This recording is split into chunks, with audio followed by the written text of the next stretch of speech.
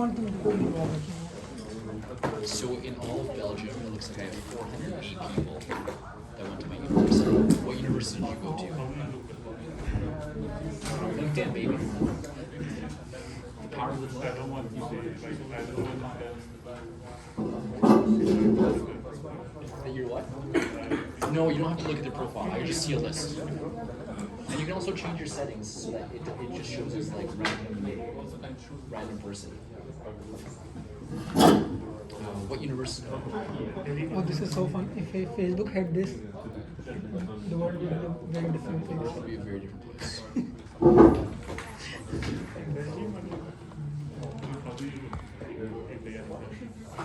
So I did a search.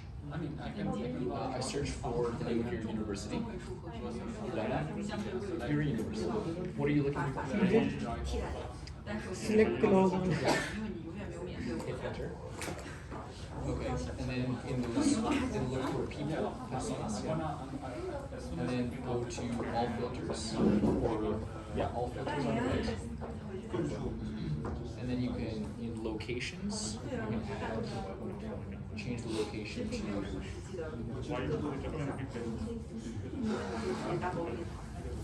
yeah, what's the name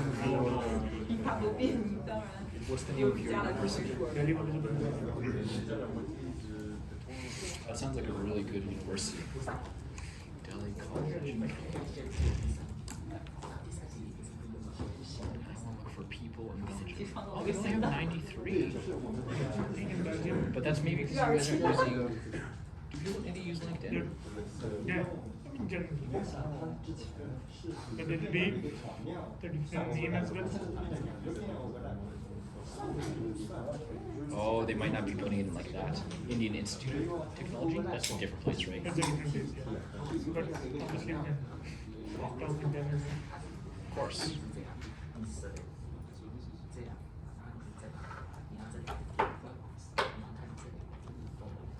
You also got in English. Now you'll need to get another certificate. तेरे को तो option है I think in Belgium, they will be क्योंकि super ही तो लिया मैंने Yeah, because you guys love Germany. What conditions? He said that.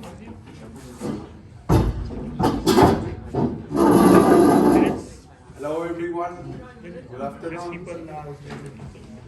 I would like to remind you that you need to find slots, common slots of at least 1 hour and 45 minutes, that means 3 presentations for the advanced database project. Until now I have only 2 slots, this one in full green, this one in full green. The others as there is no registration. So unless I found in this Excel file a slot of 3 presentations, you have not registered. So please arrange yourself to find the common slots to have, you can choose whatever, more than that I cannot. You need to find the 3 presentations to be able to minimize the number of slots in which the presentation will be done. So look at this one, these 2 for example, these 3 could be merged together to make one possible slot. This one should be put on another day. Maybe these 2 could be put into the same day. So arrange yourself to put your slots of at least 3 presentations, and then as soon as I found 3 presentations, I put it in green, and then I will launch a schedule, launch a Teams meeting for that presentation. So until now there are only 2, the rest I wait for you. Okay for that? We need to ask someone to get the slot. So let's go back to our topic, spatial databases. Let's summarize the last slide we have seen last week. So here, for example, we are saying we have countries and we need to take, we are doing that at a conceptual level still. So conceptual level is to put ourselves in a discussion with a manager or a geographer or business marketing or whatever non-IT specialists to discuss which are the special requirements of your application. So in this application I have a class or an entity, whatever you want to call it, and then by this icon I'm saying I need to have associated to each country a geometry, simply like that. And for example, you remember that this geometry can be of several types. We have seen, let me try to find here the data types that were used for that. Yes, so for example, there are various data types like point, lines, surfaces or polygons, and there are various variants of that. So when you have precise information, you put the specific information in your class. And then in practical terms, you will need to restrict the input data. When you input a country, we will need to verify, for example, in POLGIS that this is a polygon or a multi-polygon. If you don't say nothing, you say geometry. So you put an abstract class icon as the top one. You are selling to PolGIS, it is a geometry, and if you put for a country a line or a polygon or a multi-point, PolGIS will be happy. So please be specific when you ask when you define your database application. You need to specify which are the spatial constructs related to your application. Another thing that we have seen is that sometimes the same information can be represented as an entity or as an attribute of an entity. That is a question of level of detail of our application. In this case, for example, we have a client. This is a traditional case. We have clients. Clients have addresses, and to each addresses with a simple API call to Google Maps, for example, immediately associate latitude and longitude to this particular address. And the Google API is not the only one. There are many free APIs that do reverse geolocation of an address. So this is a typical location that nowadays every company doing a little bit of marketing now should take into account geo-marketing in order to understand which are the locations of the customers. And another abstract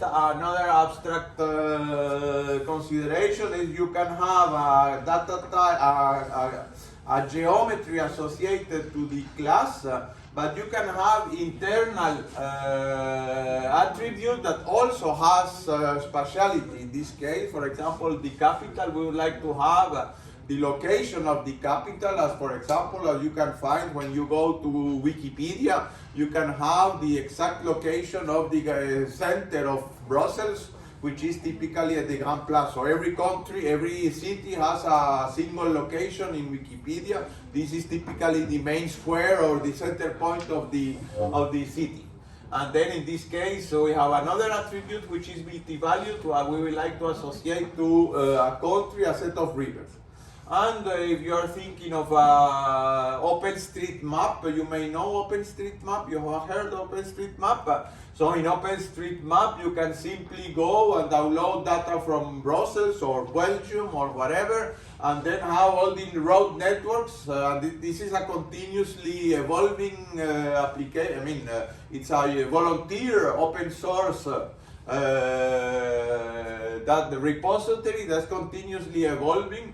So I don't know, for example, how much of this, the latest developments in Brussels with respect to bike lanes, orientation of the roads, etc. There takes 6 months or something like this to be updated on OSM, and then out of this road network that we can download from OpenStreetMap, you can do routing. And this is, for example, what this Waze doing. Waze, you remember maybe there were alternative, either you use Google Maps or Waze. Now Google bought Waze. but nevertheless, Waze is based on open source data. So Waze is based on OpenStreetMap. While this is why somehow Waze was more accurate with respect to traffic, with respect to Google Maps, and this is not by accident that Google's invested a few millions of dollars into buying Waze. So again, this is when you have a road network. Typically, what you have is each road is a set of segments. Segments mean there are a segment. It's not necessarily something which is a physical existence. Of course, in every crossing will identify one segment of the road, but there are other things: a crossing with a bike lane, a crossing with a pedestrian path, or there are many ways to segment a physical road into OpenStreetMaps. But in any case, you can have all this information and filter which kind of, for example, you can extract from OSM only bike data, or only communes of Brussels, or locations or points of interest. So you have a lot of information available in OSM that you can play with. We have seen also that we can have multi-value and composite attributes, as is the case here. Provinces, countries has several provinces, at least one, and in each province it's a name and a location. A location, again, it's also a complex geometry. And then when you have this kind of thing, you have topological constraints. Topological constraints, you may remember that we discussed how topological constraints are mathematically defined. You may remember this. But at the abstract level, at the user level, we can say there is a constraint, that there should be a constraint that every location, every point associated to a capital of the country should be inside or cover. So you remember there is two important topological predicates. When we say inside, it means a point is really inside. This is not located into the border. If you want, in this particular case, it could be the case that the capital can be at the border of a country. And if we want to accept this situation, then the constant should be the location. Typically in PostGIS is this called st_covers, to mean it is inside or on the border. The capital should be inside or on the border of the country.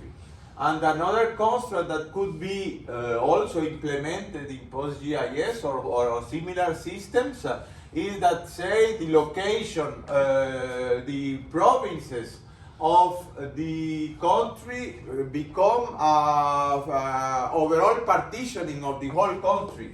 Basically, the constant that you need to verify is that, for example, the spatial union of all the provinces of a country should be exactly the same as the overall geometry of the country. You get the idea? So it's really a partitioning, a full partitioning of the territory. But of course, you need to be able to test that into your database system, and for that there are predicates, topological predicates that test all this.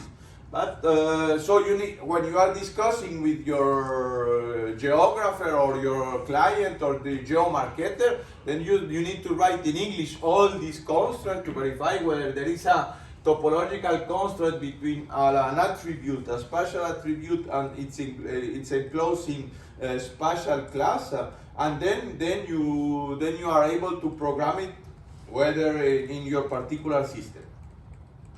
As I mentioned, an important distinction, this is really to be discussed with your application client, is which information should be a class and which information can be an attribute. As we all know, a class is a an entry point of the database, meaning that you can ask, give me the first land plot, the second land plot, and the third land plot, if you say in this case. But if you are looking for a building, you need to go inside. Suppose that you imagine all the land plots that are in the cadastre only in Brussels. There are thousands of land plots. And then if you need to go inside of each of these land plots to see the geometry of a building, that could be fine for a mapping application. But if you are thinking of a municipality giving building permits for buildings, of course, this is not realistic. You should put a building as an entity on its own to be able to give me the first building, give me the second building, or give me the buildings that are nearby this location. So it's really a matter of how important is a particular concept to put it as an entity or as an attribute. And this is only driven by the application requirements. Another thing that we need to understand is how the generalization or inheritance interacts with geometry. As you know, this relationship generalization, which is embedded in many programming languages, means whatever you define for the upper class, for the parent class, it's also true for the children class. So if we say we have countries, a country have a geometry, have a name and a capital, which is also a special attribute, then a particular subclass of this class country, meaning the G20 country, would also inherit all these special features, including capital and country. In addition, you can add other spatial or traditional attributes.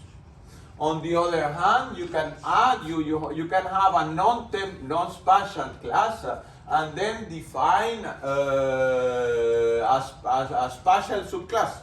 For example, we can have many antennas of various networks, but then when you have, or imagine you have a particular mobile phone antenna, for those antennas we need to have the precise location.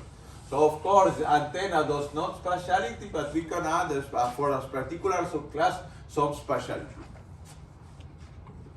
And then of course, you remember your first object-oriented programming course. What is substitutability principle? Or how could we explain this notion, substitutability principle? What are we aiming at in object orientation? This is the main concept of object orientation. Why do we need this? Forget about spatial in whatever programming language that you like to program, object oriented one. What means substitutability principle? Substitute. That means in whatever program or argument or variable or whatever that you accept of type country, then if you pass instead a type, a value of type G20 country, it is valid. So as soon as you enter a number and then the parameter of a function or a variable is numeric, and then you give an integer a float, if integer and float are subclasses of numeric, then you can replace it freely. So the idea is that when you expect in some part of your program a value or an instance of a superclass, you can replace, give them in place a subclass, and that's okay. That's okay. Yes. Isn't that polymorphism? Polymorphism is a second consequence of that in how to implement this in particular, but in fact these two concepts are very related. So the idea is that in any place, substitutability is really for the typing system. I know that most of you are comfortable with the interpreted language like Python when there is no type. But sooner or later we need to go to typing. This is why, for example, Python code to be efficient needs to be compiled into C. And then we are calling here Cython, which is called the C version of Python.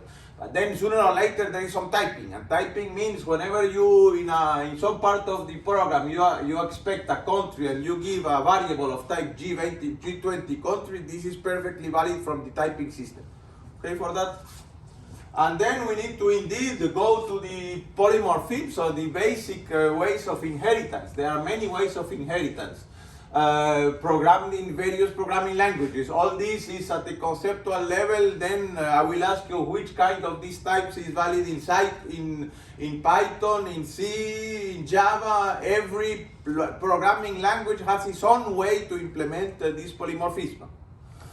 But look, let's see at the possible abstract situations. We have a land plot, and this is a little bit non-realistic. But suppose we have a land plot which is a generic multi-polygon, and then there could be a subclass which says constructible land plots are simple land plots without holes. Since in this case it's like saying we have a more precise subtype, we have a constraint on the categories of the subtype, of the geometry of the subtype, we are adding an additional constraint. Land plot accepts whatever complex polygon, but constructible land plot needs one specific variant of all these, which are those that are with a single polygon. Okay. This is one possible situation, which is called refinement, because the value is the same in the subtype, in both the supertype or the subtype, but there is a constraint. There is another. This is typical in Google Maps. Depending on the size of a village, you can have simply a point with a name, or you can have a little geometry that defines the polygon of the city. So if you are trying to do that at a class level, you say towns have a generic, an abstract attribute of type undefined, geographic, and depending on whether it is village or city, we will have a particular subtype. But of course, what we are saying this, since town has an abstract geometry, it's an abstract type. You cannot create an instance of class town without specifying is it a village or a city. And in this case, when you are saying it is a village, then you provide a point as the location. If it is a city, please provide the geometry at the location. This is one case. This is refinement. Depending on a subclass, you have a specific data type. The redefinition means that you have two geometries. For example, if you go to Google Maps, when you have a more precise road, you can have something like this at one precise level. At a less precise, you don't even see the roundabout. And even at a more precise, you have in addition, a lot of things that you have, all details around this roundabout. So you understand the idea. We have several geometries associated to the same object, and depends on the scale at which we are showing our map. Therefore, at one part, so typically how does this work in mapping system like Google Maps? You have several geometries for each of those. The problem is that given a very detailed, there is a technology problem. Given a very detailed, imagine a road in a mountain. you have many details like this. It is impossible to, given a very detailed like this, provide a summarized version that can be computed online immediately. So you need to pre-store it. For the same geometry, several resolutions, not really resolutions, several level of detail, and depending on the resolution of your screen, the resolution at which you are seeing your map, then Google's or whatever mapping system provides one of the several levels of details for a range, for a particular range of resolution. You use this geometry. For a less detail, you use this. For another, so depending on the range of the resolution of your screen, you are using different geometries for the same object. This is the idea of the overloading, redefinition somehow here, is that you get two geometries depending on the size of the resolution, and depending on whether you allow or disallow dynamic binding. You can use different. This is the more precise case in this example, when here you have a geometry which is a polygon, and at a lower resolution you have a line. So here we are removing the substitutability. We don't have a single line with less or more details. We are changing from a polygon to a line, depending on the situation. So this is all the possible situations you can have, of course, but this is independent also of this is only an illustration for the spatial case, but you have a similar situation for normal attributes, integers or floats. And then you can have refinement, redefinition, overloading for depending on which programming language you use.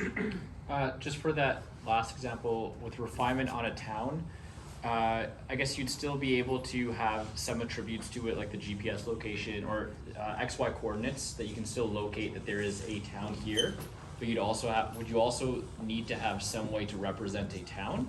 Or is the concept here that a town cannot be represented because it doesn't have a type?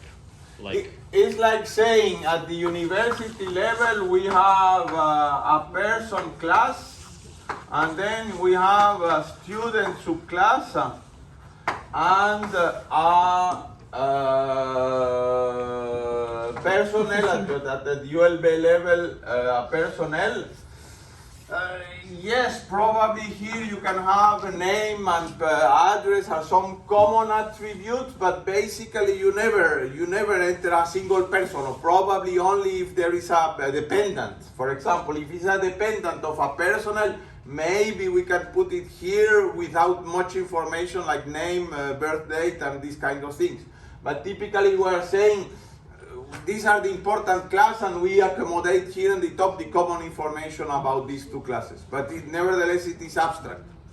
So from a conceptual modeling perspective, then we're saying that town is an abstract class, cannot have instances. You need to specify in more detailed way whether you are when you do an insert, you need to specify I'm inserting a village, or I'm inserting a city, or I'm inserting a personnel or a student, and then goes the switch to two different databases, at least at the ULB part. And then the problem of multiple inheritance. You know that multiple inheritance has been a long debate. I mean, a religion fight for many years in the programming in many programming languages. So maybe give me, just for out of curiosity, which is your personal viewpoint on the question. First of all, what is multiple inheritance? I say I have two classes, I have 2 classes, and I have some attributes for public facility, some attribute for building, and then I have a public building which is an inheritance from the 2. And then forget special, and look, this is a something which is teaching assistant. This is something which reflects the reality at ULB. We have the database with all the personnel. We have the student, which is one database with a numéro de matricule, student number, numéro de matricule here. We have personnel. I have my numéro de matricule here, and I was once, many years ago, teaching assistant. And what is the problem with multiple inheritance? What is a personal in this case? Personal is professor, assistant, something that gets a salary from ULB. And these are all the students. Of course, they are teaching assistants, they are PhD students, but they are getting salary from the ULB. And so they are paying taxes. They need to pay taxes. Here they collect taxes from, not taxes, they call allowances from studies.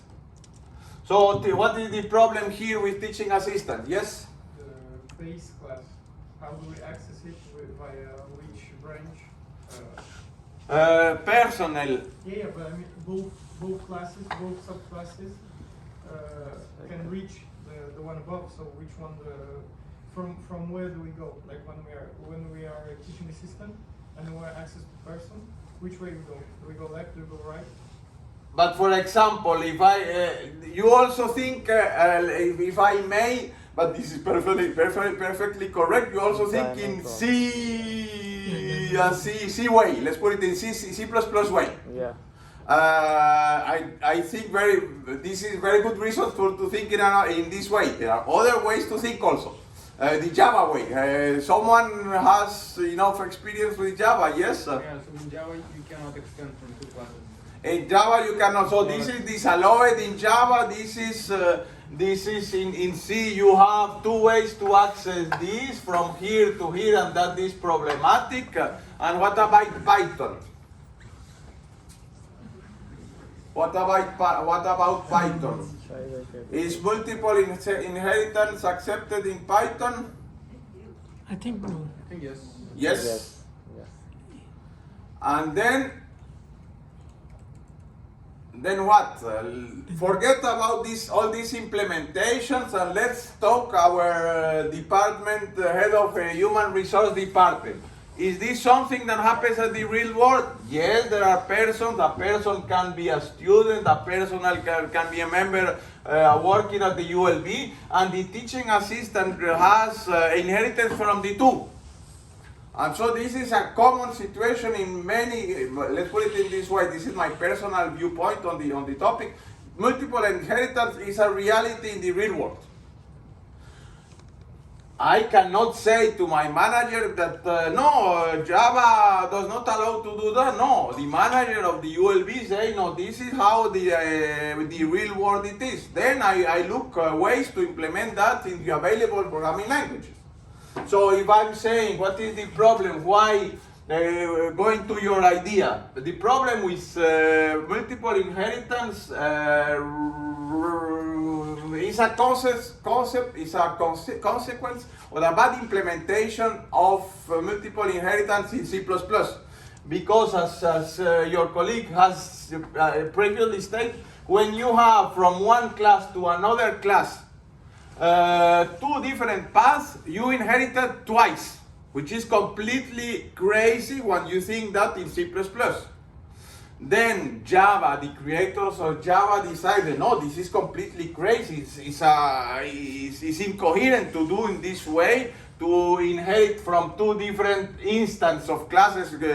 So Java, the creators of Java, when the Java went out in the 1990s or something like this, they said, we thought about multiple inheritance, but we didn't have the time to. Then we delayed for later, and finally it never come out. As you said, we cannot put 2 inheritance here. But then you need to decide, I inherited, you need to decide which is more important. But for me, I don't have one of the two. Both are important for my application perspective. I need to favor, for example, this one and do an interface or something like this for the other. But this is a technical problem. This is not the reality. You choose the best, the most used one, but this is not really a solution. Python allows this back again, which is very nice. Python has its own ways to implement it. Probably they do it correctly. You don't inherit it twice if you have this diamond. This. So this is the idea. This is something that happens in the real world. The problem is here. When you ask a teaching assistant, when you ask the numéro de matricule, the question is not clear enough. Where there is ambiguity. Are you asking this or are you asking this? But this is can be simply solved in the SQL way. You have two tables which is called ID. If there is only one, you put ID, that's not problem. If you have two IDs, ambiguity, you need to be table1.id or table2.id, and the problem is solved. So what is the big deal, big fuss, fight for 30 or 40 years about multiple inheritance? It's silly. So in my parenthesis on this, think first at the conceptual level. I mean, this is the real world. And then when you decide which is the real world, then fight with your programming language to see which is the best way to comply to make the real world fit into the particular constraints of your particular language. Okay? Like your alternative to this would just be to have a person could be a student, a personnel, or a TA, and then you just have to duplicate. You might have to duplicate some things, right? To me, this makes sense to me to have it because a TA might have some student discounts, but yes, also of might course. have access to some rooms as a personnel. Yeah, of course.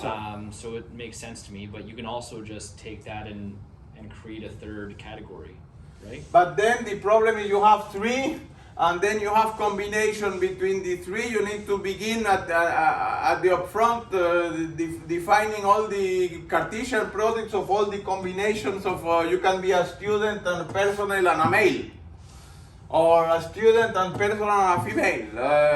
And so when you have multiple subclasses, then you have multiple combinations, and by just at the conceptual level it is clear. A teaching assistant has all the properties for students and all the properties for personnel. How do we do in a database context? Probably you will have a personnel table with the ID, a student table that ID with a foreign key for this, personnel table again. So by sharing only the ID with a foreign key like this, a teaching assistant, you will have an ID, and this ID allows you to get the numéro de matricule here, and the student number, and the personnel number here, and depending with a join, you immediately, and if you have joined the three tables, you need to specify which numéro de matricule you want to be output. So no big deal for that. Mm-hmm. So at the database level, there is no problem with that. At the programming language, yes. So you need to be aware that how do you map this multiple inheritance in your programming language.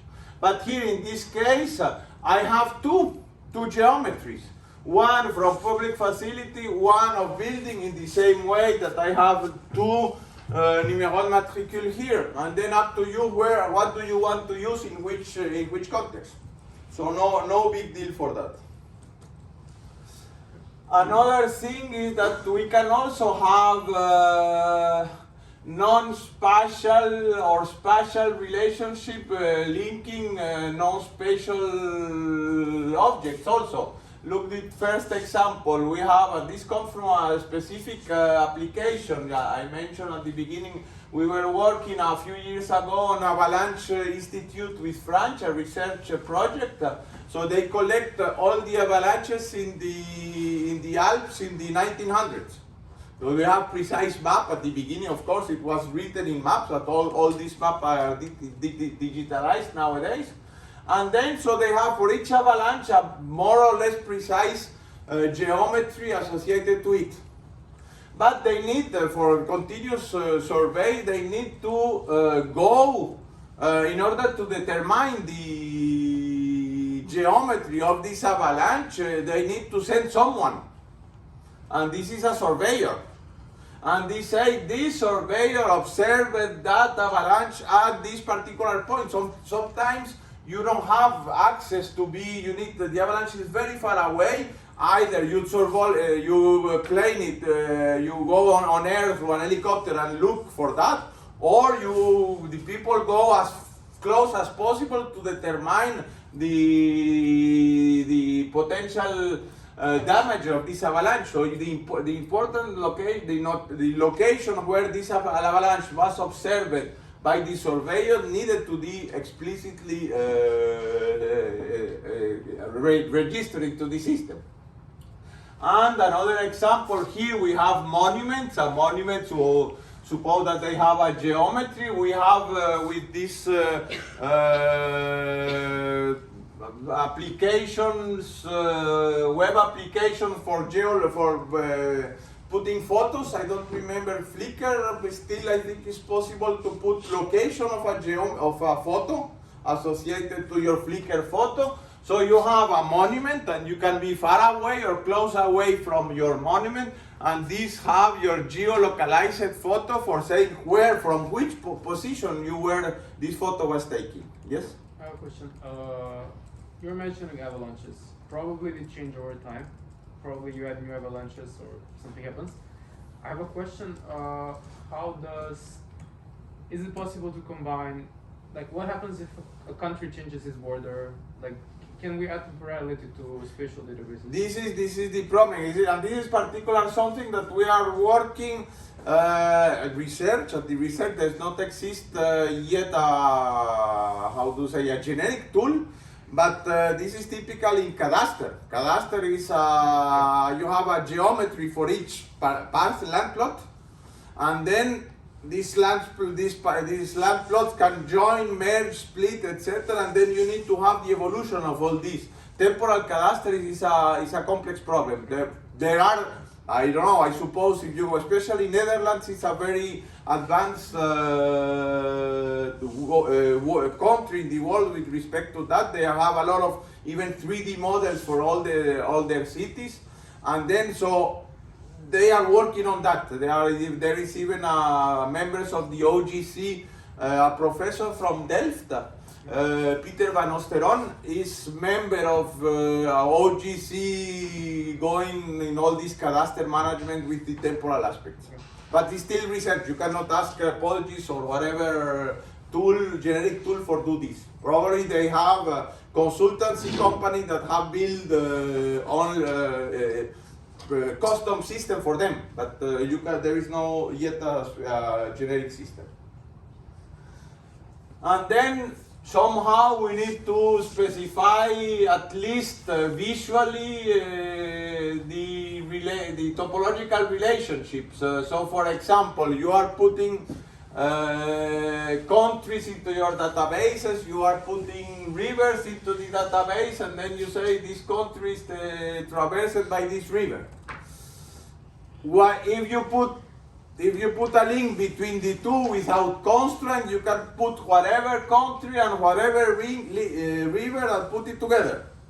Does this make sense? No, I can only connect to a country with a river provided that they border or their traverses, the river traverses or border the country.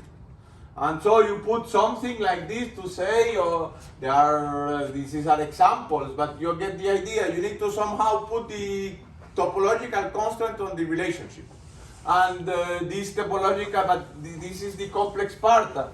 If the problem is that depending of whether you have a complex point or simpler regions or regions with hole, you can have many possible topological constraints defined over the interior, exterior. So this is a full mathematical domain, how to specify topological constraints, but for the moment we are not interested in that. We are saying just there is some topological constraint between these two entities that are related through a relationship. How do we implement this in PostGIS? This is another topic. Okay? All this is saying though is that a line is crossing a surface, right? Or is this somehow different than that? No, this is exactly a line is, or a set of lines is either crossing or bordering.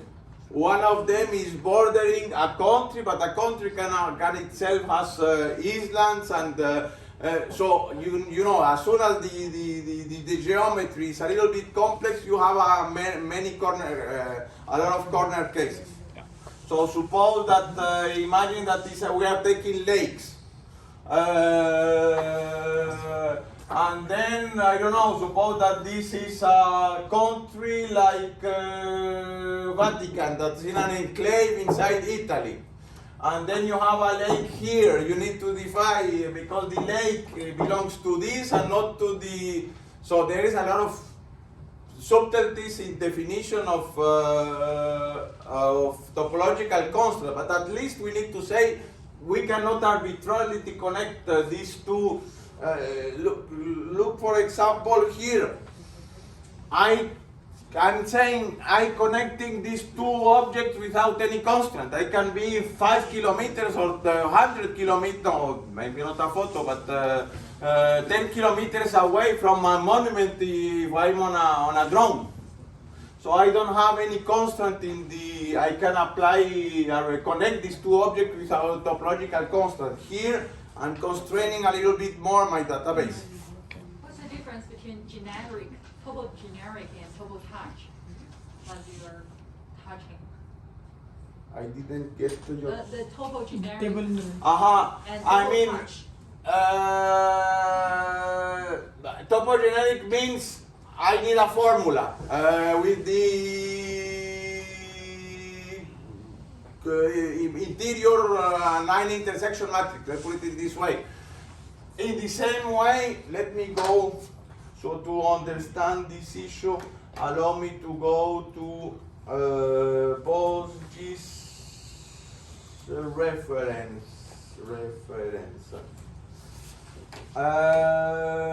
PostGIS reference, este relate. So we have a set, for example, these are the topological constraints that are pre-programmed in PostGIS. It contains, whether 2D or 3D, contains properly to really inside, covered by crosses. So there is a few of them that are explicitly stated. For each of them there is a 9 intersection matrix definition with all the values that we saw last time. But if one of those does not, one of those pre-built does not, then you need to do yourself your 9 intersection matrix. Let me see whether, yes, you can say something like this. Is it true that this point is related to this with this 9 intersection matrix value? So it's something which is application specific. You have the possibility to define what are the combinations to define your topological relationship. Okay.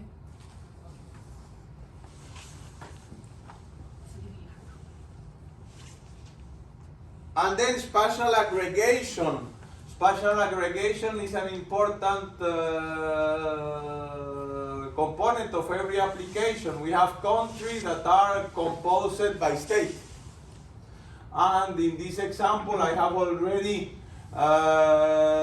stated the semantics that says the spatial union of all the geometries of the states constitute a full partition of the country. But is this the same thing in the second application? Imagine a mobile phone network. Each mobile phone network has, oh, this is a typo, name and capital, sorry for that, this is a full typo. I will correct it. So you get the idea. We have a mobile phone network that somehow has a geometry that specifies all the coverage. If you go, I don't know, very far away in the mountains, or you maybe do not have coverage for your mobile phone, okay? So this the geometry for the mobile phone network is the range. Let's put it in this way. On the other hand, we have antennas, and antennas have locations. But each antenna has also a range that covers somehow, that takes care of the calls from this location, from this area. You get the idea? So you have the location for the antenna, which is the physical location of the antenna, and in addition a range. And then how does these ranges of each antenna composing the mobile phone is related to the range of the mobile phone network, which is the intuition. Maybe some of you are better engineers than me. I was not. I'm simply a computer scientist. So how does this relate? The geometry of the range of the antenna with respect to the geometry of the mobile phone network. The union at least, but yes, probably the union should be enough. But my point is that sometimes you need 2 or 3 antennas in order to do correct triangulation and correct switching from handshaking, if it is called, if I remember well, switching from one mobile antenna to another mobile antenna. So there are probably precise rules in telecommunication domain for doing that, but the idea is that, you know, there is some constraint into the geometries here and the geometries there. Yes, and then space and time varying attributes. Suppose, and this is for example, a research project that we have with Denmark. Denmark are very specialized in electric vehicles. And then they collect the location, the track of this where these electric vehicles go, and they are exchanging, correlating the consumption of the electric energy consumption of these electric vehicles with respect to all these parameters. Elevation. Of course, you use more battery if you are in a hill. Probably not population, but temperature, of course. Temperature depends on the consumption of you are against the wind or with a heavy rain, your consumption of energy is much higher. So they are correlating, on the one hand, all these parameters, but all these parameters, how are these parameters, as you say, elevation, population, and temperature? This, suppose that you have a country like this, and basically at some conceptual level, you can see that this is a function from the spatial domain, from your country to one particular value. So each location in this country, you have a function, for example, elevation from 0 to minus 100 in the case of Netherlands, minus 100 to 8,000. So this is your domain for altitude, and then for each point in the territory, you can decide which is the altitude of this location. So this is a space varying attribute like location. Population, it is more or less the same. Which is the density of population at this location? Here, of course, there will be another value, but it's also a population. This one changes of time. The population in Brussels in 1950s is not the population in Brussels today. And finally, the temperature is something that varies on space and time. You have the temperature at this point yesterday and the temperature at this point today. Okay? So you get the idea of time, space, and time varying attribute. At some conceptual level, it's a function from a spatial domain to another value. How do we implement this? There are many ways to do that. And one particular way is to have to implement this kind of the varying attributes is to have representative points. This is in particular true for elevation. There are points in the sidewalks of Brussels with a particular markers to say these are the markers used by the geolocation authority in Belgium to say from these points I'm collecting all these points the altitude. So these are the somehow particular values for you. You don't have the value for each of these points. What you have is specific points. Like here you have I have a slide a little bit later. Maybe I can immediately go. Yes, so for example, this is one particular way is what is called triangulated irregular networks. You have from this set of points in your space, these are all the values that you can have for the, where you have exact value for your attribute, elevation. Out of this, mathematically, there is, you can triangulate all these points. What is called a Voronoi diagram that does these triangles, and out of these triangles you can have elevation models.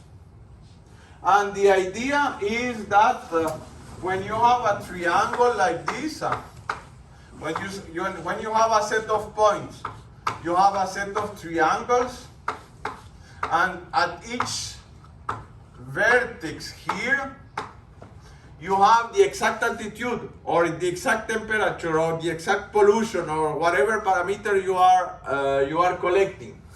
If you ask the value from here, it is easy. You have the three values, and then by simple linear interpolation, you can decide the value at any point of your territory. So you get the idea? So this is somehow more or less expressed here. No, the next one. So one possibility to implement this elevation attribute is to have a set of locations when each location has a value and a particular value for the parameter that you are measuring. And this is, I mean, collection points for, you know, this project in Brussels for air quality. As a volunteer, you can ask to have in your street, in your window street, the possibility to have a captor. A box. Sorry? It's like a box. Like a box, and then you are collecting data in your window from the quality of air in Brussels. This is exactly this. We have a location, and then at each point in time, you have a value for this parameter that we are collecting. Okay? So this is a particular example. I mean, just to get you an idea, a conceptual schema for a spatial application. We have countries. Each country has a geometry. The country is composed of states. Each state has a geometry, and then each state is composed of country or municipalities here in Belgium. Also with each of this county has its geometry. In addition, we have highways, as in the OSM OpenStreetMap network, which are composed of sections. And each section is connected, for example, to a city. Look at, we have highways.